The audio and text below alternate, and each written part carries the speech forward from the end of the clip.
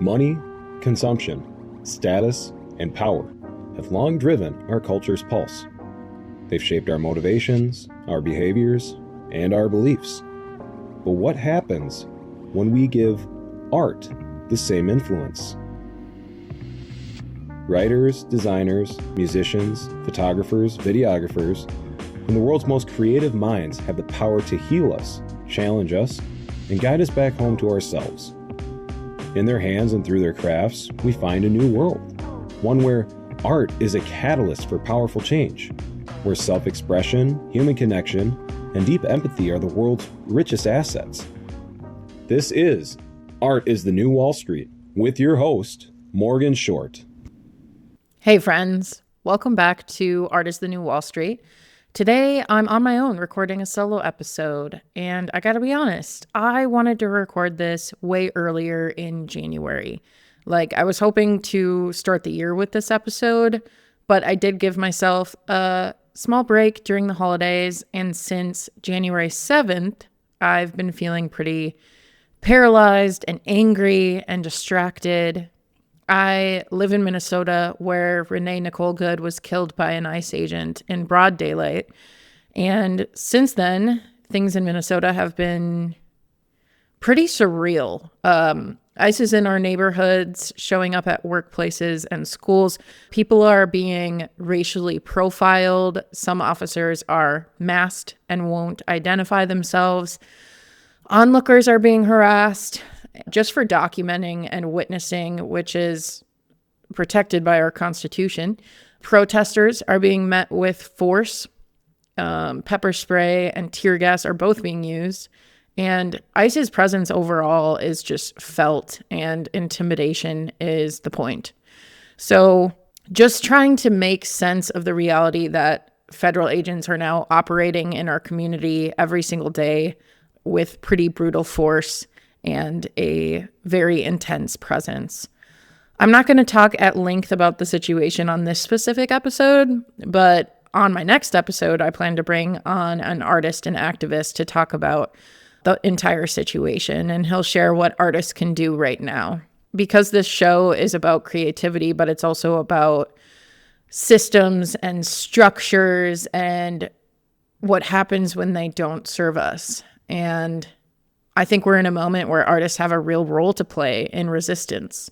So that's where I've been. It has been a slow start to the year, but I'm really happy to get rolling on some episodes with you. For many years now, I've chosen a word of the year.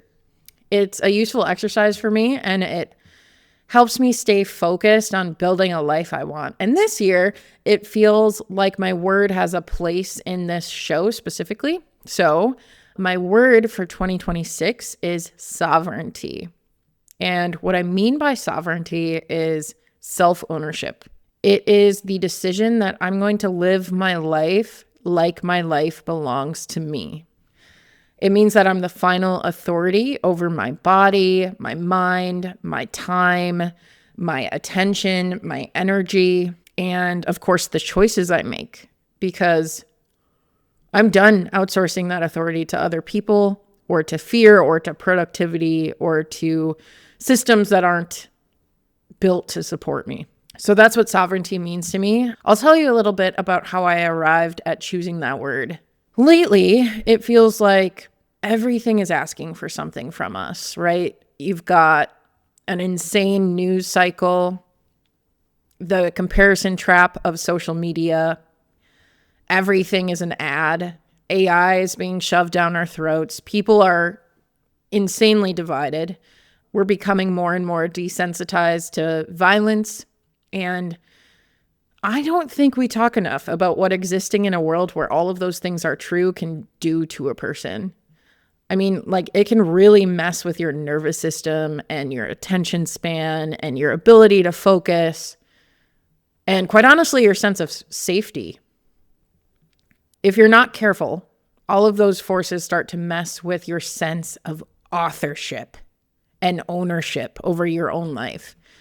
You feel like you're reacting to your life. You feel like you're reacting to your feed.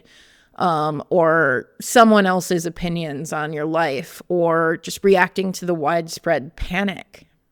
For me, it feels like reacting to this constant sense that everything is on fire and I'm behind and I'm failing and I'm just supposed to keep up anyway. And I'm by no means saying don't pay attention to the world around you. I would never suggest that. But it is quite difficult to live when you're constantly bracing for impact.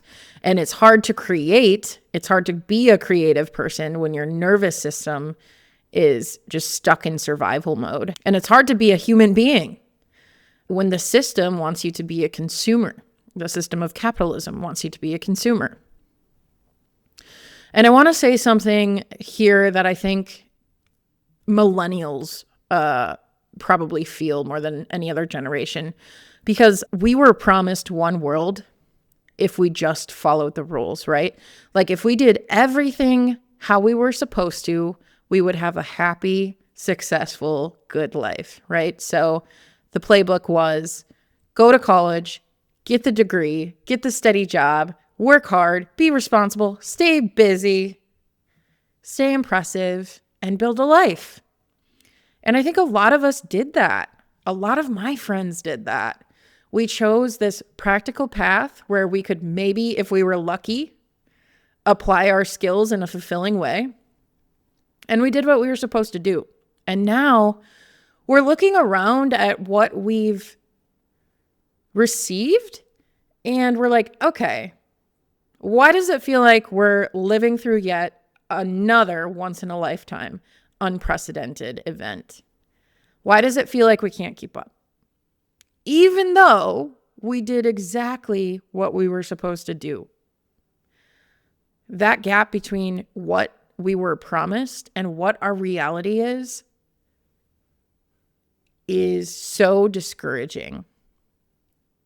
I built my entire life around expectations I inherited without really ever questioning them. I stayed available. I needed to be productive. I needed to prove myself, and I needed to earn my stripes. I played that game so well that I started to believe that my worth was the amount of output that I could produce. And I even confused that with love. I started to believe I had to earn love by being useful or resourceful or giving people my time and energy. I believed that other people's approval mattered more than my own. I don't like admitting that out loud, and I would never say that I believed that, but that's the way I operated. I waited for permission to rest. I waited for permission to want something different for myself. And hate to break it to you, but no one is coming to give you that permission. You have to take it. What it looked like for me is I outsourced my authority. I wanted other people's approval on the decisions I was making. I wanted confirmation I was on the right path.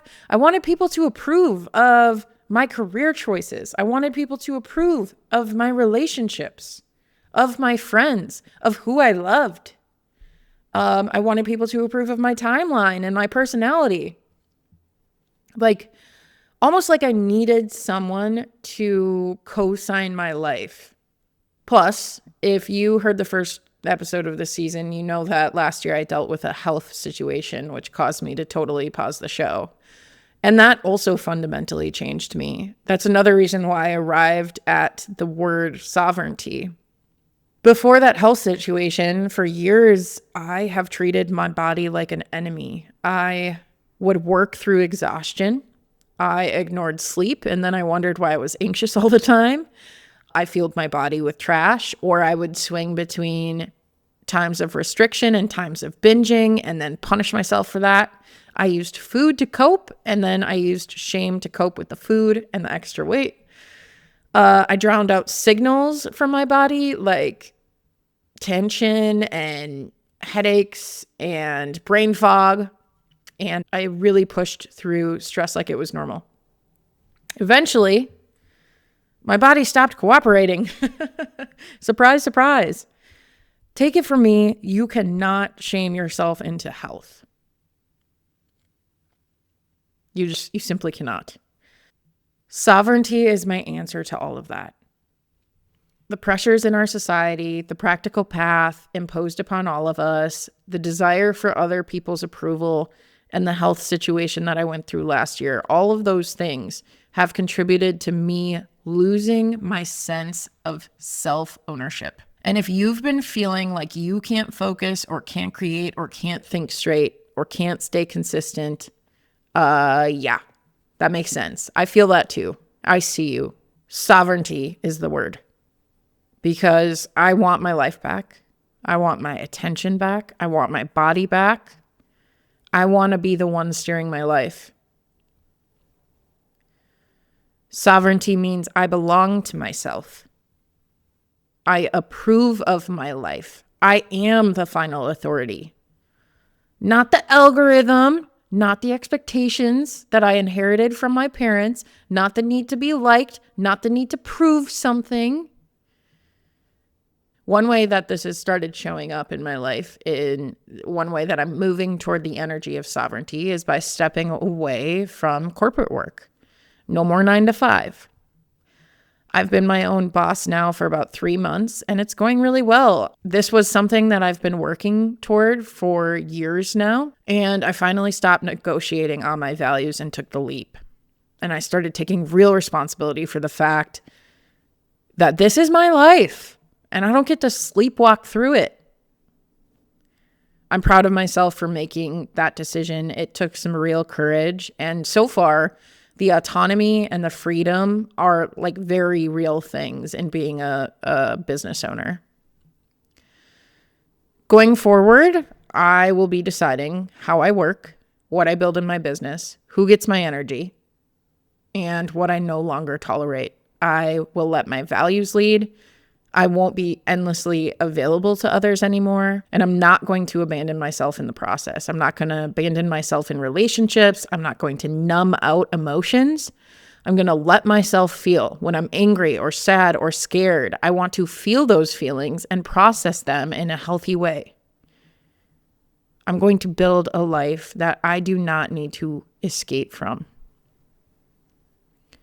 Sovereignty is self-trust and self-respect, and I wanted to record this episode to say all of that out loud. Because the whole premise of this show is that our culture worships the wrong things, like money and productivity and status and being chosen and what job title you have. And I am done outsourcing my power to all of that. From now on, I approve of my life. And that's the only approval I need. That's also what I want for you. If you're in Minnesota, I love you. Please stay close to your people. If you're feeling paralyzed, I see you. Same. Give yourself some grace because your body is responding to our insane reality.